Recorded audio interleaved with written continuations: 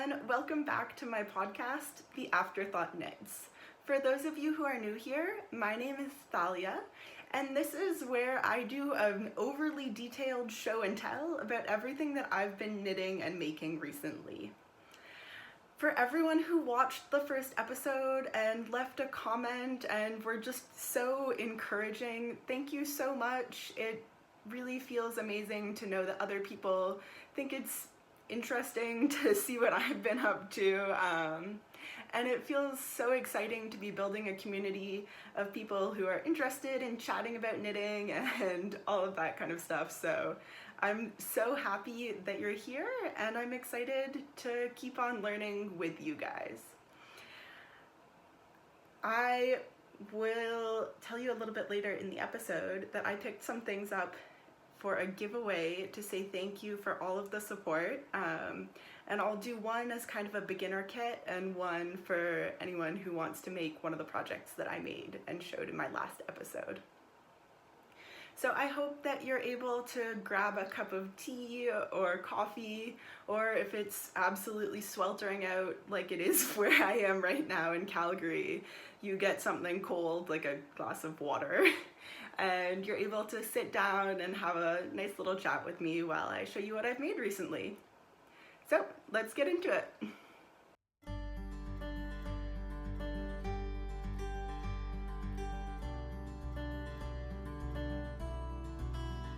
Welcome back. So for the first finished object that I'm going to show you today, I'm actually wearing it right now. It is about 30 degrees Celsius out, so not really the weather for like big, warm, cozy knits, but I'm so excited about this additional scarf number 1 that I've made. Did I really need a third scarf for myself? Maybe not, but this one is made with this BC Garn. It's a linen cotton blend, 50-50, and so it's not warm, which is good because my other ones are made of merino and of an alpaca wool blend. So I'm really excited about it. I'll spin it around so that you can see the lovely little lace pattern that's going down the length of the scarf. And yeah, I'm just really excited about it. The BC Garn Alino Cotton Linen Blend is a DK weight yarn, which means that it's a little bit heavier than the fingering weight that the pattern initially calls for. So I didn't have quite enough to make the full scarf size that it calls for in the pattern, and I omitted a couple of the lace and garter rows, but I'm really happy with how it turned out. It's still a great length to be able to wear as a little neck scarf or to wrap in my hair. The second finished object that I made is one that I told you about last week as well, and this is yet again another one of these scarves that I made for a friend of mine. So this is in Drops Flora, which is the alpaca wool mix that I made my blue version in, and it's this cute little sage green. I made it in the bandana length or bandana version of the pattern, so it's a little bit more triangular. I talked in more detail about this in episode 1, and I also added an extra repeat of the lace and garter row so that it would be just a little bit bigger in terms of being able to put it in your hair, which I think is what she wants to do with it. And if not, you can't really go wrong. It'll be fine. With this one, I did the cast off using a knit 2 through the back loop cast off. So you knit the first stitch and then you transfer it back over to your first needle and then knit both of them together. And I chose that cast off because I read somewhere that it's stretchy and that someone on the internet really likes to use it for their shawls, that it lets them get really good definition if they have any like points or lace work. I don't know if I just did it really tightly or what, but it is not stretchy for me. I haven't woven the ends in yet. I'm gonna do that before I send it off to her. But yeah, basically like minimal to no stretch, and it's a lot stretchier through the lace sections, as you can see. So I'm trying to figure out whether it would be worth it to unpick back and try and cast off again using a different method. if anyone has any recommendations for their favorite methods for casting off with getting a stretchy edge, I would love to hear it. So just feel free to leave me a comment if you have a personal favorite. And yeah, other than that, I was really happy with these, and I had such a fun time knitting them. It really is such a simple lace pattern, and I think I had an even better time with these ones because what I did is I stopped counting my stitches. So instead of every time I was getting up to a lace row, counting all of the stitches and seeing if I was at the right number, I just read the pattern. So if I'd had however many lines of garter, then I would switch to the lace pattern. And then once the lace pattern was complete, I'd switch back to garter. And if I didn't have 100% the right number of stitches, I just fudged it. And I think it worked out fine. So I think that was great in terms of making it a little bit less of a stressful knit and more of a oh, this is fun and I'm having a good time with it. And that is my goal in knitting and most hobby type activities that I do in life, is to be having a good time rather than forcing myself into a perfectionist viewpoint, because that makes it less fun for me, and my goal is to chill out when I go to do my hobbies. And yeah, so next finished object. I'm so excited. I'm so proud of myself. I made these socks. These are the Summerly Knits I'm So Basic sock. It's a pretty vanilla sock pattern that she offers for free. It's free on Ravelry, free on her website. I'll link to both of those below. And I knit these ones up in a Cascade Heritage Burgundy color. So it's a dark red. There is no good way to show off a sock, but here we are. And I'm really, really happy with them. I had some difficulties that I mentioned, that I was using double pointed needles, and I do not think that double pointed needles are for me. I was making my tension extremely tight. That being said, the tight tension wasn't really detrimental in the long run, because as I discovered in my socks education that I went through, I must have a smaller calf circumference than some people, because I found that the 64 stitches is actually a little bit wide for my 4 foot, and it's a little bit baggy around my ankle. So using the tighter tension doesn't mean that it doesn't fit and it's not stretching too badly, but yeah, I did struggle to knit it while I was actually doing the knitting.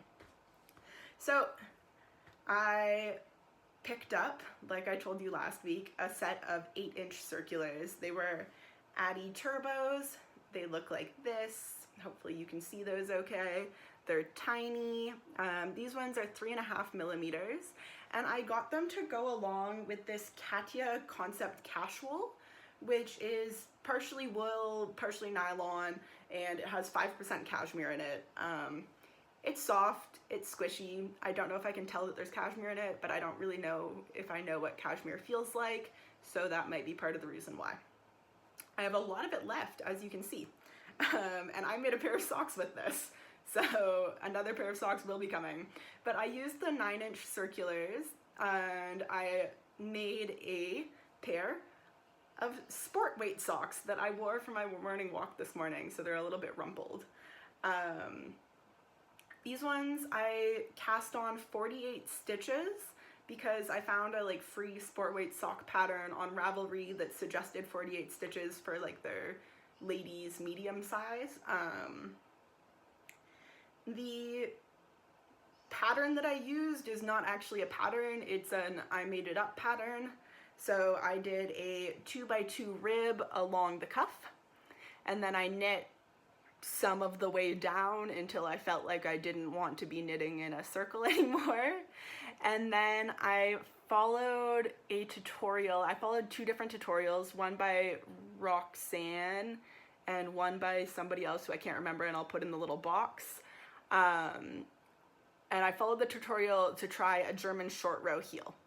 So for the short row heel, sorry, I should have mentioned the Summerly Knits one. It has a slip and knit heel, so you get a reinforced heel, and then you pick up stitches along the gusset.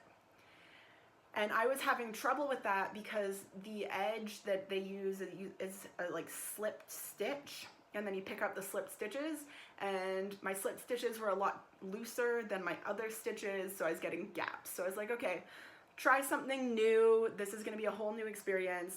Do the short row heel. And so for the short row heel, you just start knitting back and forth so that you knit the ones in the middle more times than you knit the ones on the outside, and that makes it into a heel. The short row heel is really, really fun. I liked the going back and forth. I did get some gapping in the corners. I'll put my hand in and you'll be able to see, like there's some holes there. It is not perfect, but that's okay. I'm a little bit worried about wearing these with real shoes, especially in the summer. I often wear a pair of Doc Martens, and they're still really rubby on the back heel, and I think that they might just get totally shredded, these socks without the reinforced heel. But time will tell. And I've got more if I need to fix them up or remake a pair. And for the toe for these ones, I chose, instead of doing the wedge shape Kitchener toe, I decided to try a more rounded toe, because I felt like with my socks that I'm wearing currently, and I'm going to show you my foot again, it's a little bit loose. There's like some extra fabric here and through here, so I thought maybe a different shaped toe would help get rid of that. So I chose a rounded toe, and what I did, I literally just Googled rounded toe socks, and found a website that had like 9 different ways to do a rounded toe, and picked the French toe for no real reason except that it had a slip one, knit one, and pass over, and I think that that decrease looks pretty. And it does look pretty, and it does that at 3 points, so you divide your stitches into 3, and then you do decreases at 3 different points. This end has unwoven itself, so it's going to go back in at some point. So you can see on the bottom that there's 2 lines, and on the top there's a single line. So that means that I'm stepping on 2 of the decrease lines, which doesn't feel bad, but when I first put them on, it feels a little bit weird. And it still doesn't fit totally properly. It's still a little bit baggy. And these ones are very baggy in the ankle. I don't know if it's because it's a 2x2 rib and that maybe has less recovery, or if it's that my legs are, again, just smaller than average legs. So I think that in the next time that I try this, I am going to either use a smaller gauge needle, because I do feel like the fabric that I've created is, like, when I stretch it, there are holes. So I think that I could use a smaller needle and get a tighter gauge. And I also think that I will cast on less stitches overall for any socks that I make for myself in the future. So at this point, I had tried a Kitchener toe, a rounded toe. What I had not done was a toe up sock. And I own a pair of glare-ups. For those of you who are the uninitiated and or already knew how to knit last time you wanted slippers, they're a pair of slippers that are felted, and they have either leather or rubber on the bottom. I love mine. I have converted my whole family and my partner and my partner's parents into wearing them because they're super comfy, they're made of wool, so they're breathable, all of the good things about wool that knitters know and the general public is like, oh, it's magic. And I was one of the, oh, it's magic, this is really comfy people. And so I have the pair that I wear all winter, and I thought that it might be nice to make myself something similar that is a little bit less high up, because I have a boot pair, and so I thought if I make myself a slip-on pair, I can leave them at the side door and I can wear them out into the backyard in the evenings and not feel bad that I'm putting my indoor slippers on the yard and then bringing them back in and putting them on the couch. So I decided to experiment with a toe-up slipper. I purchased from Stash Lounge a skein of Briggs & Little Atlantic. As a brief aside, Briggs & Little is a Canadian mill. They're in New Brunswick. If you watch Knitting Traditions or The Gentle Knitter, I know they've both talked about them before and mentioned that they're quite rustic, and it's like pretty scritchy, and there's little bits of hay and stuff in the yarn as you go through. Other question for the knitters out there: this is pink yarn, but the hay in it isn't pink. So are they why isn't the hay also pink?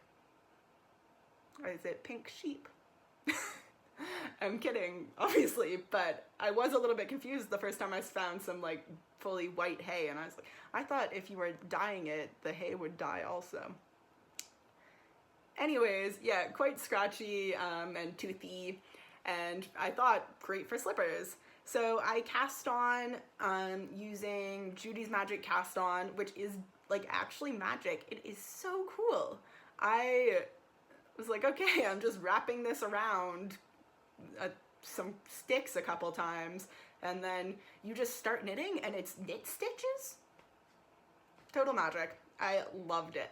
And I got to practice it 8 times because I started making this toe-up slipper and then forgot how math works and ended up increasing way too quickly and making a flat thing instead of a rounded thing for my toe. I essentially just increased in a sort of triangle thing similar to how I made these blue socks, like a reverse French toe. Don't know what I'm doing there. Anyways, did a bunch of increases until it was this big, and then knit in a tube until it was about 9.5 inches long, and then did half a short row heel plus one of the second half of the short row. And then I thought that it looked like the heel was turned sufficiently to be a slipper shape, and I knit 2 full rounds all the way around and then cast off. And then I had the fun realization that I've actually never felted anything before, and I don't know how much felted things shrink, but I was like, I'm just gonna go for it. I'm gonna try and shrink it as much as I possibly can. And so I put it in the washing machine on hot, and then I put it on the dryer on hot, and then it didn't shrink. And then I took it and put it into a pot of boiling water for half an hour and poked at it a lot, and it still didn't really shrink. And then I was like, okay, maybe I just can't shrink it. Maybe I picked the wrong yarn. That seems like something that could happen. So I put it aside for a few days until I had to do some laundry, and I washed my sheets on a sanitary wash, which in my washing machine, which is a front-loading washing machine, which I don't think is what you're supposed to use for felting. Yeah, I put it on a sanitary wash, which is extra hot for 2.5 hours, and put this in with my sheets. And when it came out, it had in fact felted itself. So the other thing that I did, before I did that adventure, was I actually cut part of it off to see if it had felted, because I figured that if it had felted itself together, when I cut it off and pulled at it, then the fibers shouldn't separate, and it hadn't felted, and they did kind of separate it, so it looks like it has a little weird haircut. This doesn't fit me super well. I can put it on top of this sock, and you can see there's a lot of extra fabric on the top. Lengthwise, it's okay, but around my foot shape-wise, it's not good, and that is to be expected because I fully made it up. I'm undecided whether I want to make another one to match it or just call this like a fun $4 experiment because it used like half a skein of really inexpensive wool, and revisit with a real pattern and some more future knowledge. So we'll see what I end up doing. It knit really quickly because the yarn is like really bulky. I think I used size 5.5 or 5.5 millimeter needles, and it took me maybe like an hour. So it wasn't a huge time or money investment. And I'm not disappointed with how it turned out. It was a good experiment. And now I know how felting works, sort of. I still don't think I know how felting works, but I know that I can felt it, and that's what I wanted to find out. And then I'd done all of these different experiments, and I was like, okay, I'm gonna go follow a pattern again because my experimental socks aren't working out for me. And so I went on Ravelry, just in the free patterns, and I found one that everyone has heard of, which is Hermione's Everyday Sock. It is very popular. I just want to make it absolutely 100% clear that this sock, A, is not affiliated with the Harry Potter franchise, and that this podcast space is somewhere where everybody, like everyone, is welcome regardless of your gender, regardless of what gender you were assigned at birth. This is a place where we can all join in the knitting fun, and it is not a place where people should feel excluded. But back to the socks. Really, really popular pattern that has been knit up a lot. So I cast on 64 stitches, which is the standard that's in this free pattern. It's a 1x1 rib, and then there's a textured pattern through the leg and the top of the foot of the sock. I knit this in this Flock Fiber Company Take a Hike sock yarn. It's a superwash merino with nylon, I think nylon, and it is hand dyed, and this colorway is the Stashing Through the Snow color that was dyed for Stash Lounge, which is a local yarn shop, for their Christmas special. I think it's really pretty. It's got this blue, the red, and it knit up really, really nicely with like these little stripes. So I'm really happy with how that looks. And I liked the pattern, I think. I have not worn these with shoes because I put it on after I'd turned the heel and realized that this is just too wide for my leg yet again, so educated. But I have a partner with larger feet. So I decided that they would be for him and just knit the foot a lot longer.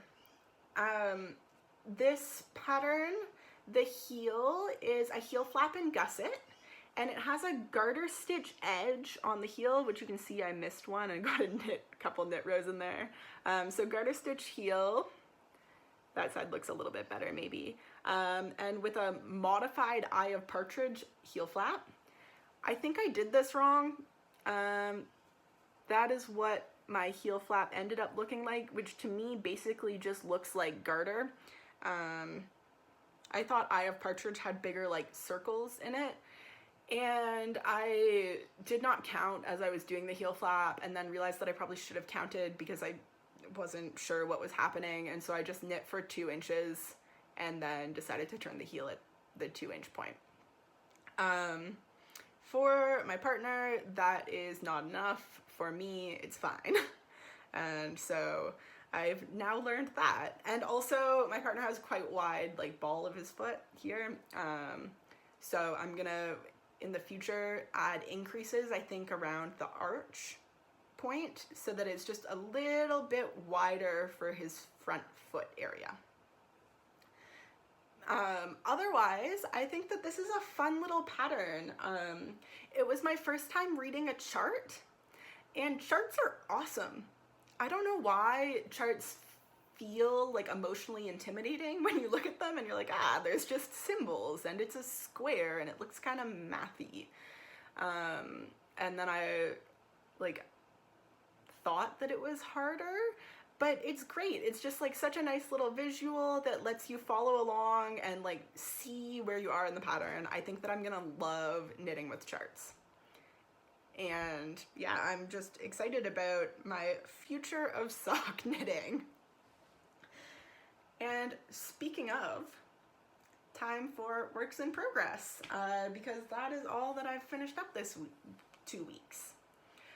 So the first thing that I'll talk about is the whip that I had ongoing in the last episode. I have not made that much progress on it. This is the Ghost Whispered tee. Tell me how pretty this pink color is. And it's like gossamer and just floaty, and it is going to be beautiful when I eventually finish it, which I will.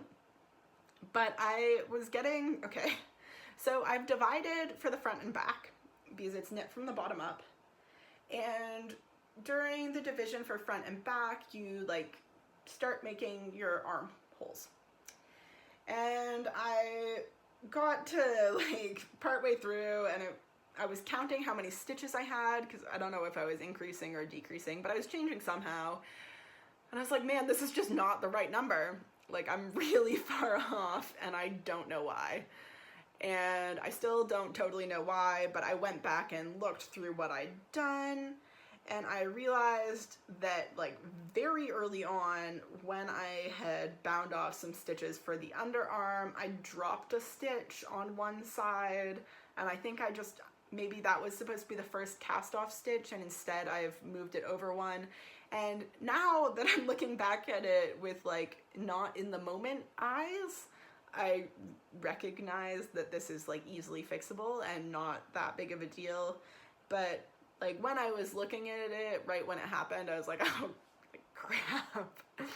I do not know off the top of my head exactly how to fix this, and I don't know if I want to think about how to fix this. So I'm just gonna put it on the back burner for the moment. So I'm excited to pick this up again, because now I've realized that I think I actually probably don't have to rip back, and I thought that ripping this back would be sad, and I just wasn't emotionally prepared to do that. But I think I am emotionally prepared to rip back if necessary, and also think that I might be able to fix it. So I'm gonna revisit that this week, which I'm excited about. I think it's gonna be such a cute little summer top. My next work in progress is this. This is a ruffle that's gonna become a sock, maybe, if it's good. What I'm trying theoretically to make is the Drops Designs Rosy Ruffle sock, which is a free pattern on their website. I'm making it in this Gathering Yarns one-shot summer sock yarn. It feels amazing. It is 75% superwash merino, and then 10% bamboo and 15% cotton. I'll get it right later.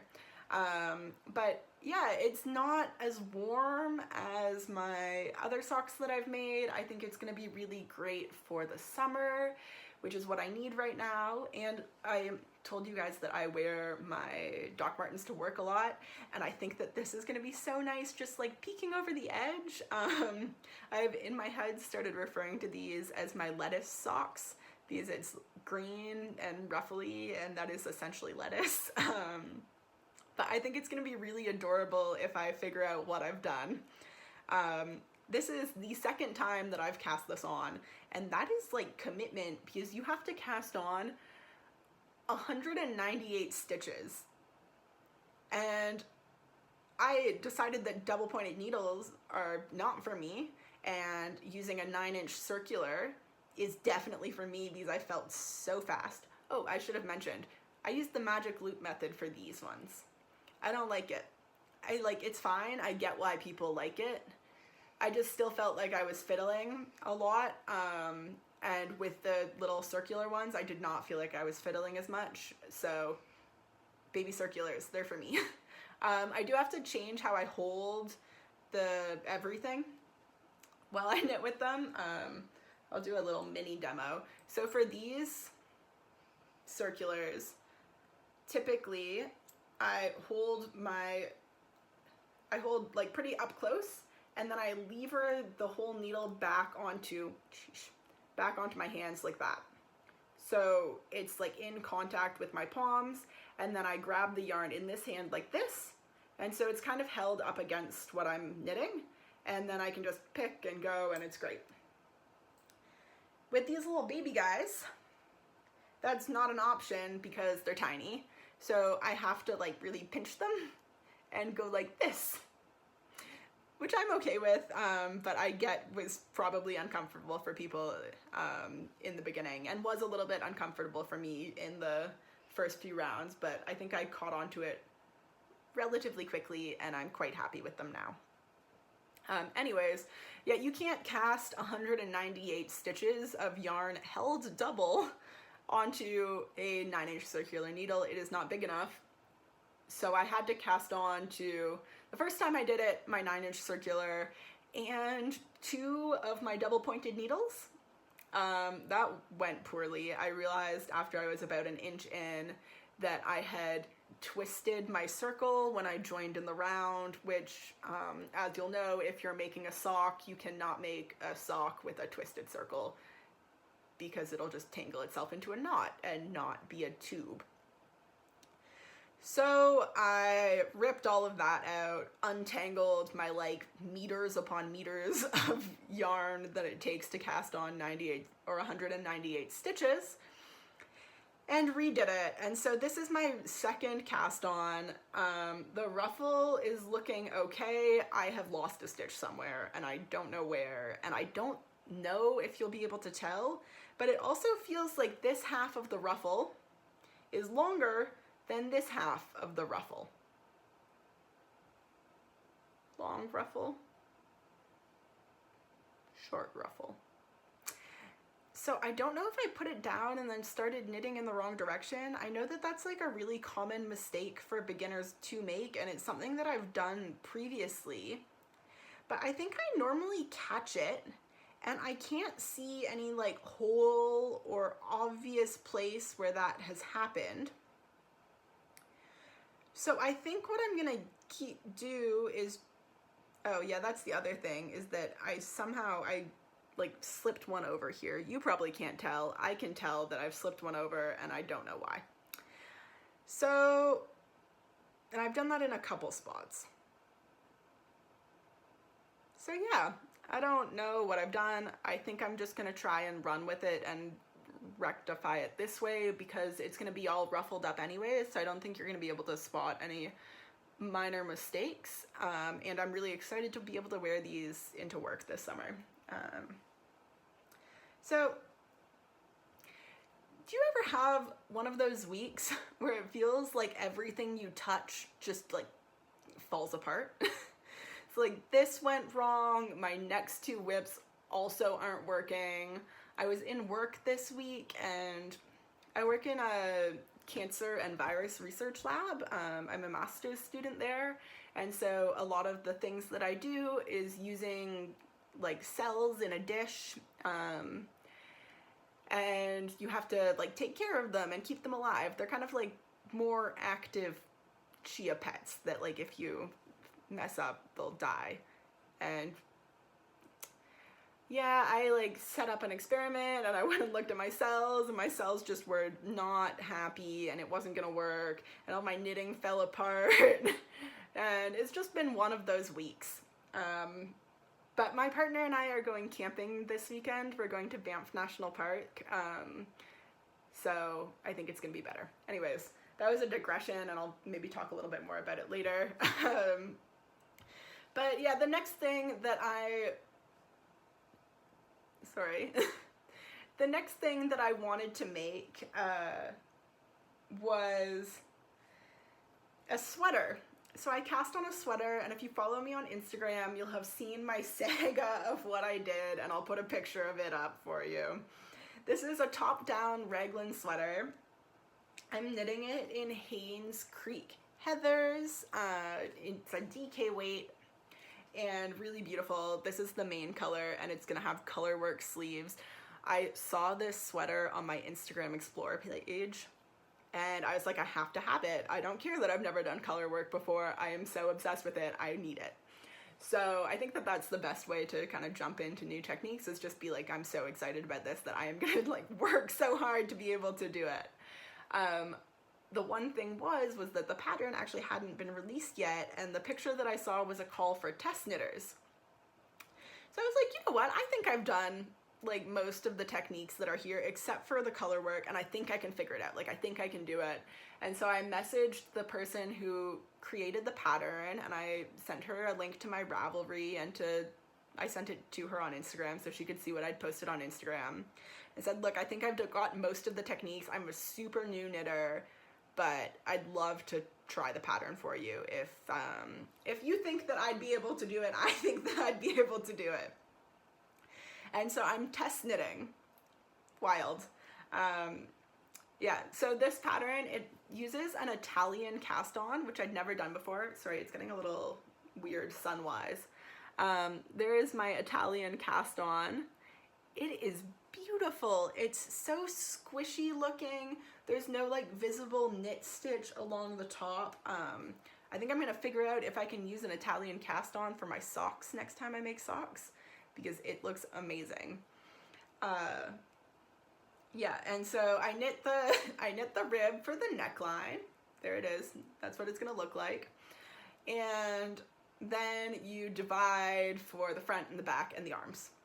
And so I did that once, and then I was knitting around and I was going fine. Everything was good. And then I started feeling like there were two sections next to each other that felt shorter. I was like, this seems not good. And so I was knitting on like a smaller circumference needle. The stitches still fit on fine, but it was smaller than like the size of the sweater. And so when it's all like squished up like that, sometimes it's kind of hard to tell how close your stitch markers are to each other. And so I just sat and I counted all of my stitches, as one does, and I realized that I had put the two shoulder sections directly next to each other. So I ripped back about all of my yoke, and I'd only gotten like that much done so far, and I'm in a conference this week, so I have a chance to like knit during some of the presentations, but it was sad. It was a little bit sad, but I restarted, and the shoulders are definitely in the right place now, which is a good first step. And I feel like I'm like really whizzing down it, and it's going quite quickly, so that's a little bit reassuring. Yeah, so the sweater, it's a fire sweater. I think it's the colorway or the colors that I've chosen are gonna make it look like a campfire at night, because I've got this like dark blue color there. It's like a tealy blue, and I'm pairing it with this goldy yellow for the flames on the arms. It's gonna be a lot, like I know it's gonna be a lot, but it's gonna be a summer night sweater. So I'm really excited. And those are the things that I currently am working on. I did a swatch for a future project this week that also didn't work. This is just like the week of things going bad. They're the Deima Sporty shorts. They're very cute. The pattern is inspired by vintage athletic shorts, and they've got that kind of more straight cut leg that is really what I was looking for in a shorts pattern. And so I was really excited when I saw it, and I tried to find the yarn that it was knit up in. And the yarn that she used is called Norma from Lang Yarns. It is not stocked in any knitting store in Canada that I can find. And it's a cotton chain yarn. So chained yarns are like tubes. They look kind of like a shoelace almost. But they're typically quite squishy looking. And I also couldn't find any chained cotton. So I went to the knitting store and got this on the recommendation of a person who works there. It is Quince & Co. It was on a 40% sale because the store is discontinuing all Quince & Co. yarns. If you're interested in knowing, I'm not sure 100% that this is why, but if you're interested in hearing the dramas, I think there's a highlight on Jacqueline Sazlak's Instagram, and I think it's an accountability thing for representing their designers well. Anyways, so it was on 40% off, so I felt comfortable getting it from the yarn store. And this is Quince & Co. Willet in some red color. It's kind of an orangey red. It actually matches my bandana quite well. Clearly I'm on a bit of a color kick at the moment. And I didn't realize at the time, because I was like asking for advice and they said that they thought this would work well. This one's a sport weight, and I swatched it up and like there were just big holes in my fabric swatch. And I was like, okay, well, like the gauge is kind of close to being correct, but I really don't want a pair of shorts where there are holes in them. That is not the vibe that I'm going for. So I pulled out that swatch and I sized down a needle size, and it was okay, but then my gauge was much tighter and my gauge was much tighter. Yeah, no holes, but it still wasn't perfect. And so I was like, okay, maybe I'll try holding them double. And then the gauge was way too big.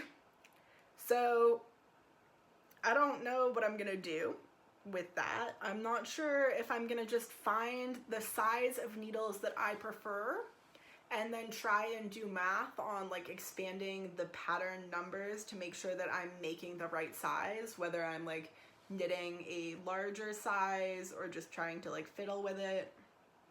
That seems kind of intense. I'm not sure if I'm totally on that level yet.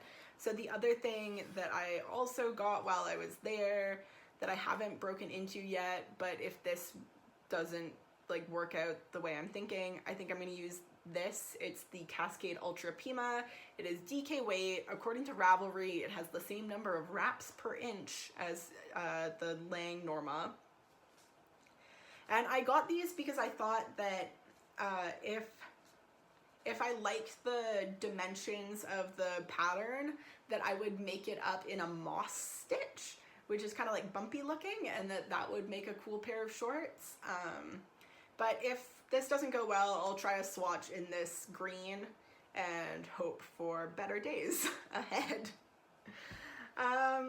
Yeah, those are the things that I currently have in mind. I have 2 non-knitting patterns, so if you're not interested in non-knitting things, but you are interested in potential knitting giveaway, you can skip ahead. I've put timestamp things in, so you can just jump right on over. But I got some fabric to make a project bag. So Grainline Studio, which is an indie sewing studio and sewing pattern designer. They make really beautiful garments or garment patterns. They make beautiful garments and patterns for you to make said beautiful garments yourself. They're partnering with the Field Company, which is a company that made project bags and unfortunately closed over the course of the pandemic. But with the help of Grainline, they're doing a collaboration and they're releasing the patterns to make these project bags yourself. If this is something that interests you and you're like, oh, I'm like really a novice sewer or I've never really sewn before, Grainline Studio is running a sew along and they're doing a series of YouTube videos that's gonna go through it like really step by step, because they know that a lot of the people who are accessing it don't have a sewing background and do have a knitting background. So they're gonna be starting like really from zero in terms of sewing skills.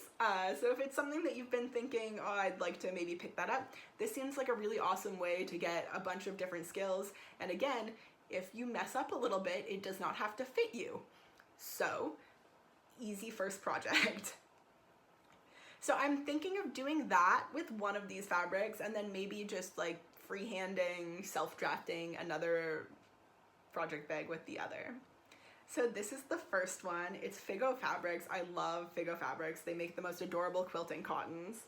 It is persimmons. It's a pale pink background that's kind of getting blown out by the sun with these orange persimmons and little white flowers. It's gonna be so cute. I'm so excited about that one. And it's really, really soft, really nice quality. Not that it matters for a bag, but still very exciting. It's gonna feel great to work with it. And then I'll show you the other one that I got. Look at them. There's horses. There's little horses. There's the moon. There's these rock structures. And so the way that this fabric is printed and the way that I bought this, I got 40 centimeters of it, I think. I'm not 100% sure. I'm gonna make sure that the horses are all upright, but I love the purple color and the orange contrast. I think it's gonna be really, really cute. And then the other mini project that I'm gonna be doing as another couch project, so I have this leftover Briggs & Little Atlantic, and for Christmas my little sister got me a punch needle. I'm sure you've all seen different punch needle things. This is the only thing that I've made with it so far. It is a like rug pillow with a leaf on it, and there's some kind of like Michael's acrylic, and this is a Cascade Eco something. Really, really pretty, and it was a lot of fun to make, but you have to make sure you don't get stabbed in the arm by the little spikes, so it's not like totally mindless, because you can in fact stab yourself. Anyways, I'm working on, I want to redo our bathroom a little bit and kind of perk it up. And so I think I'm gonna try and make a bath mat, a punch needle bath mat. And before I do that, I'm gonna make some coasters to test out the pattern for the bath mat in miniature to see if I like it. So I'm gonna use the pink and the green together and make some little checkered coasters for our dining room table. And then if I like the look of that, I'll get a couple more and I'll try to make a checkered bath mat. So I think it's gonna be really cute. I'm excited. And that's what I have in the works. I would love to hear what you've been knitting lately, and I'll tell you about the giveaway. Let me duck down.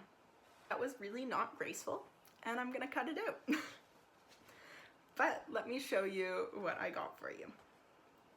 And so this is gonna be just a thank you giveaway. Thank you for supporting me.